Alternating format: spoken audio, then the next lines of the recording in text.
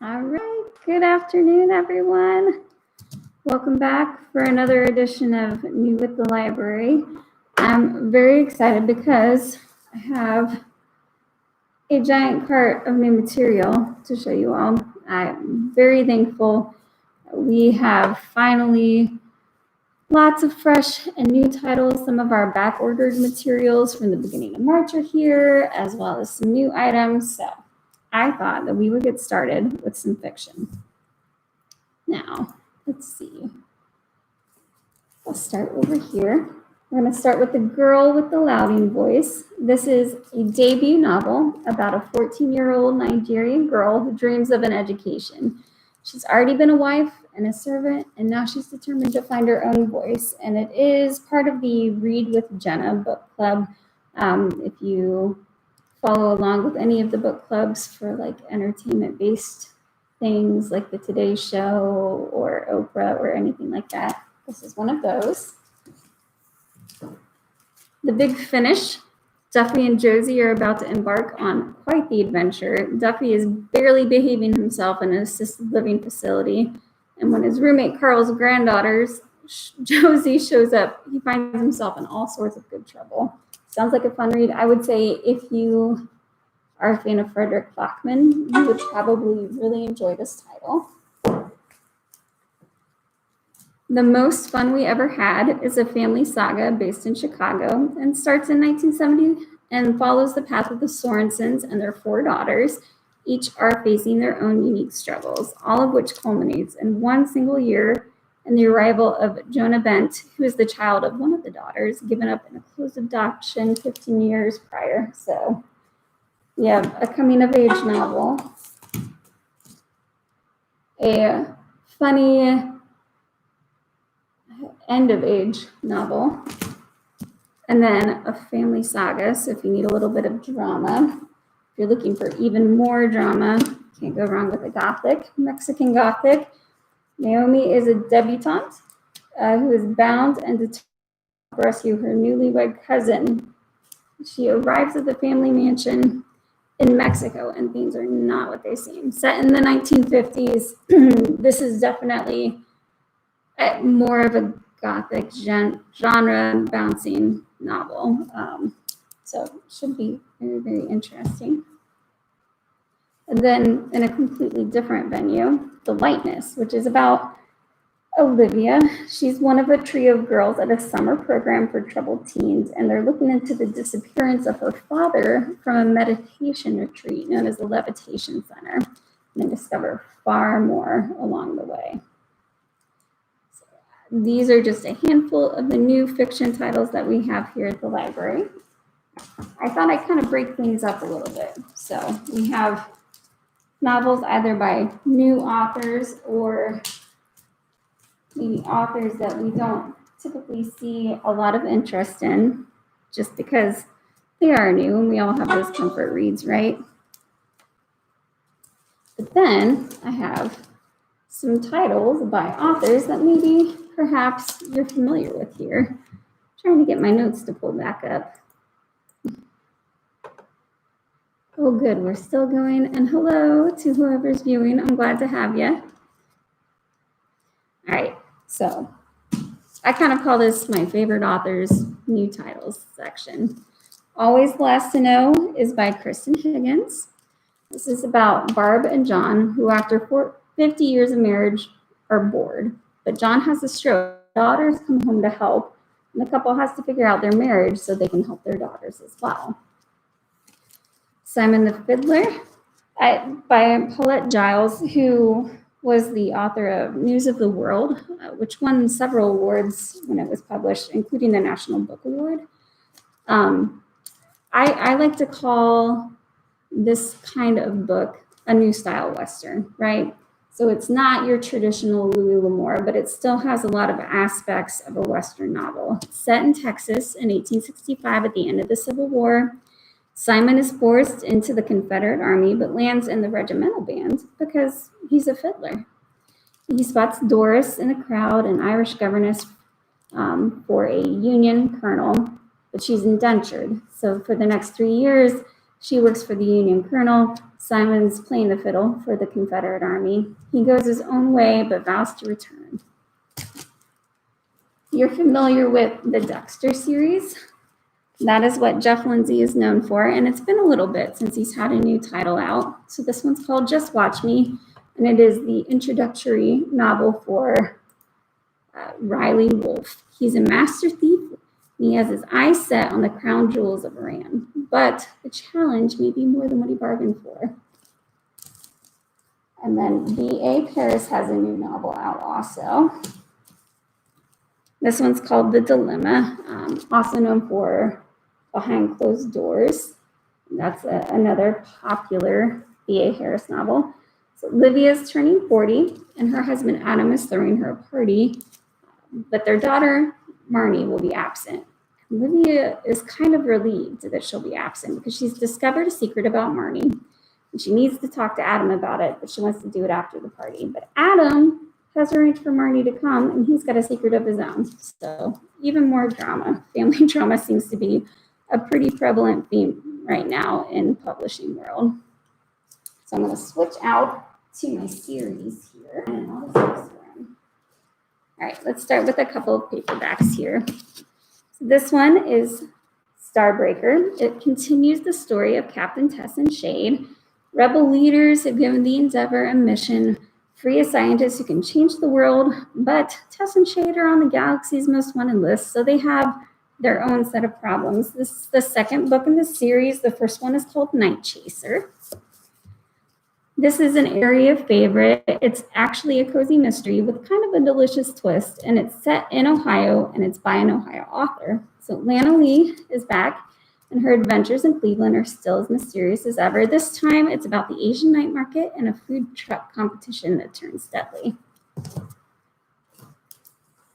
Swinging into mysteries, we've got the Next in the Crimson Lake series.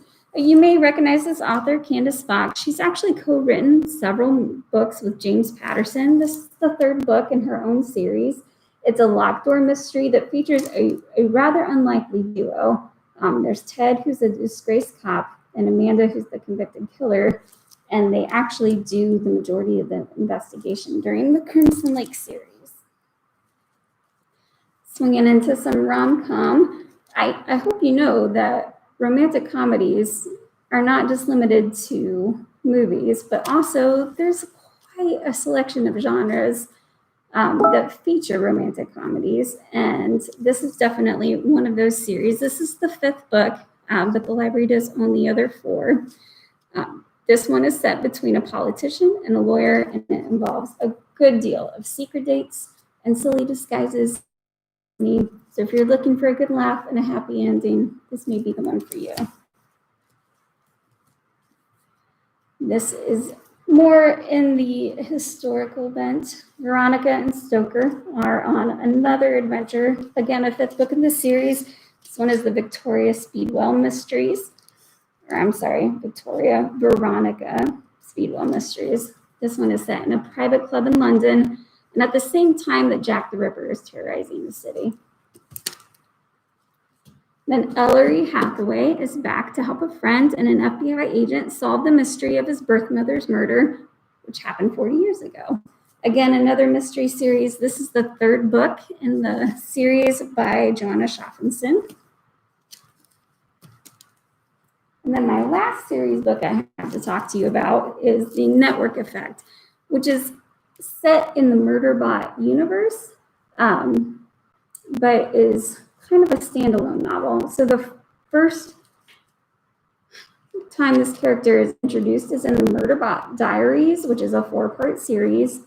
It's definitely a sci-fi novel. Murderbot is concerned about the crew it trusts, especially after they're captured. But when someone from the past shows up asking for help, Murderbot must make a decision. So if you like action, adventure, and science fiction, definitely, I would give Martha Wells a shot. I'm going to switch over to some of my large print titles here.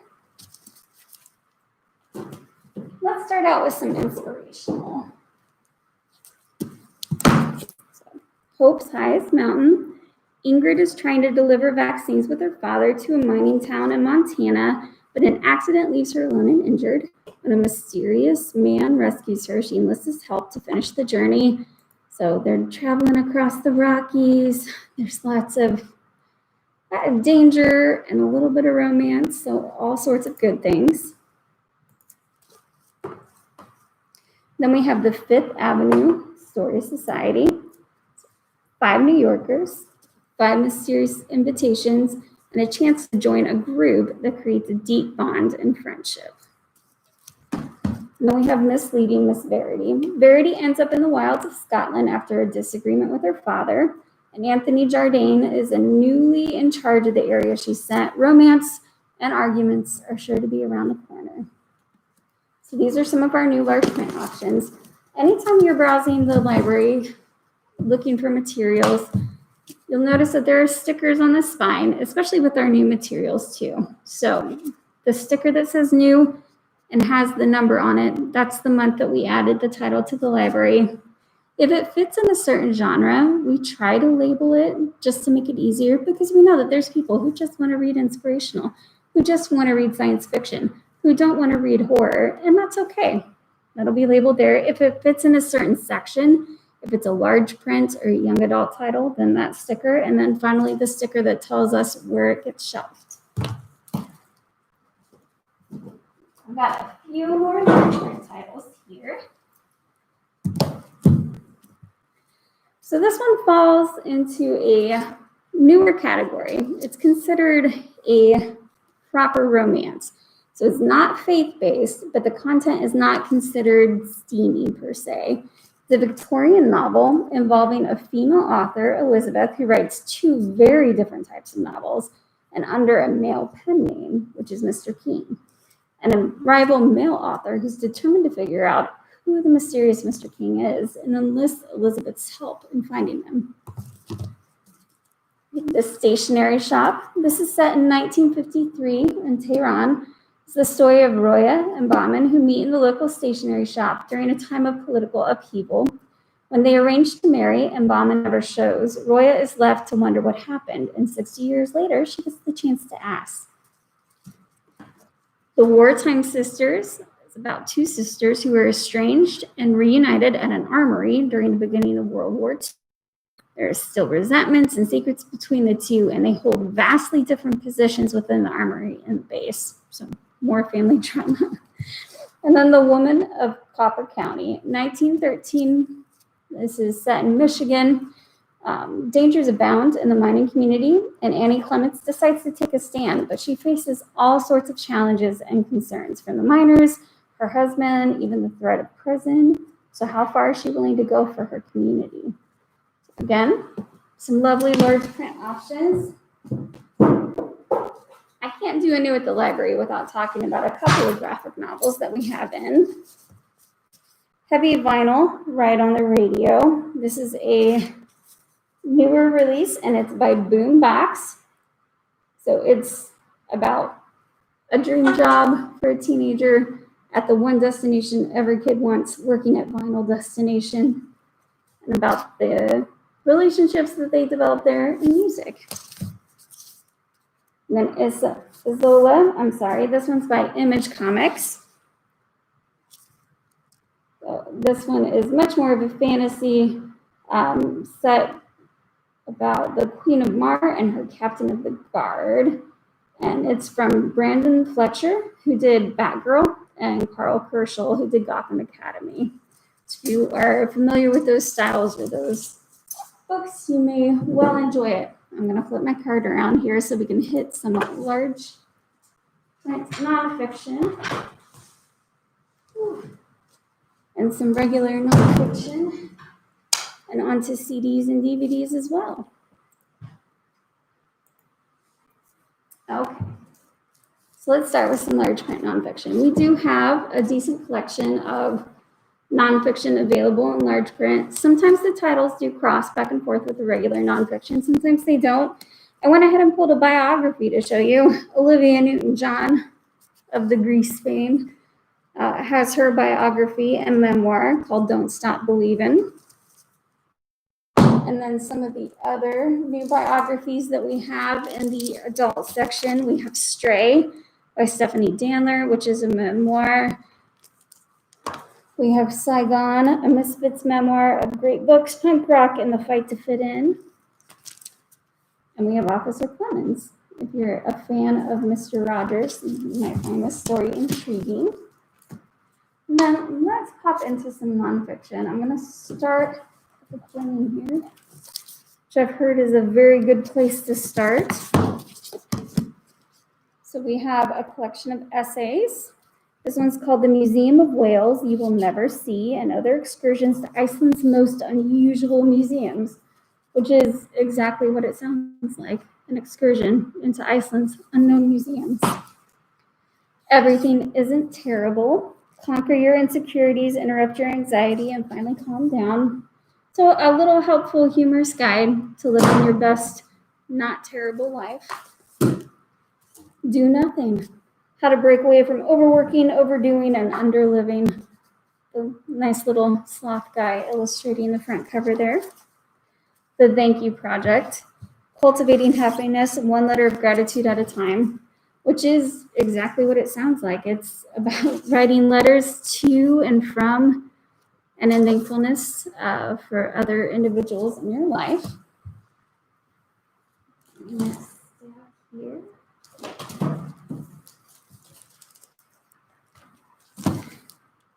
The New Rules of Divorce, 12 Secrets Protecting Your Wealth, Health, and Happiness. Abandon America's Lost Youth and the Crisis of Disconnection. So some heavier titles, but still information that we might need. How to Not Be a Hot Mess, a survival guide for modern life. And then this title actually came to us as a recommendation from Community Crossroads, like the Crisis Center. This one's called Slaves Among Us, The Hidden World of Human Trafficking. And I actually have a secondary, a couple of DVD options that go along with that as well. So Stopping Traffic, the Movement to End Sex Trafficking and Trafficked in America, just to help understand some of the situation that's occurring in the U.S. and also to give a chance to find resources and see how you can help. Last few nonfiction here. Have 5 Days, The Fiery Reckoning of an American City. This is by Wes Moore, who wrote The Other Wes Moore, if you're familiar with that. Race Against Time, a reporter reopens the unsolved murder cases of the civil rights era. So if you're into true crime, if you like documentaries, this may be the one for you. And then Brad Meltzer, who writes thrillers, has also written a number of nonfiction titles, and this one's called The Lincoln Conspiracy, The Plot to Kill America's 16th President and Why It Failed, which we also have available as an audiobook. We do have a decent amount of crossover between both our nonfiction and our regular fiction.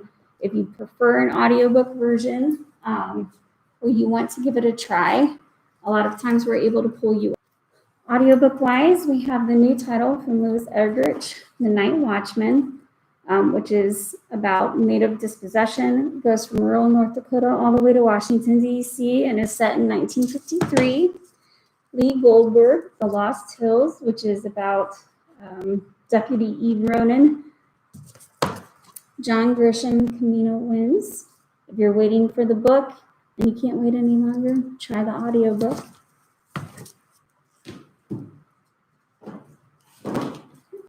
More audiobooks here. King Kong by James McBride. So 1969, this is about a deacon named Sportcoat. It's Not All Downhill from Here by Terry McMillan, who wrote I Almost Forgot About You. This is about Laretha Curry and her 68th birthday and what happens after that. Shakespeare for Squirrels by Christopher Moore. If you've read The Serpent of Venice or Fool, I would anticipate the same shenanigans. Long Bright River by Lismore. This is set in Philadelphia during the opioid crisis about two sisters, one of who struggles with addictions and the other who does not. Redhead by the Side of the Road, and Tyler, about Micah Mortar. And then a teenager who shows up at his door claiming to be his son. Run Me to the Earth by Paul Yoon, who wrote Snow Hunters, if you're familiar with that title. So this is about the story of 3 orphans in 1960 Laos. Then I have a few DVDs here, a variety of interests. Let's see. Wrapping up the nonfiction, we have All These Flowers, which is about a documentary about the American healthcare system and those suffering with bipolar disorder. We have The Way Back, which is about high school basketball team. Silent Voice, so some anime to throw in here as well. Town, if you're familiar with PBS and some of the documentary series that they do, they also do some masterpiece series, which are typically book-based, and this one is about Jane Austen's last unfinished novel. The Rhythm Section, which is based on the book. Pain and Glory, which was up for several awards this past year, but is the story of re-encounters with a film director at the end of his life. Onward, if you're a fan of Disney, this is their latest, also in collaboration with Pixar. And then we have A Grimm Fairy Tale, which is Gretel and Hansel. All right, that is all I have for today. We do have a lot of new materials continuing to be added. If you're interested in something or you don't know what you'd like, give us a call or email anytime between 11 and 6, Monday through Friday. Saturday, we're here 10 to 12. You can schedule for a curbside pickup or have requests pulled for you. And we look forward to seeing you soon. Bye.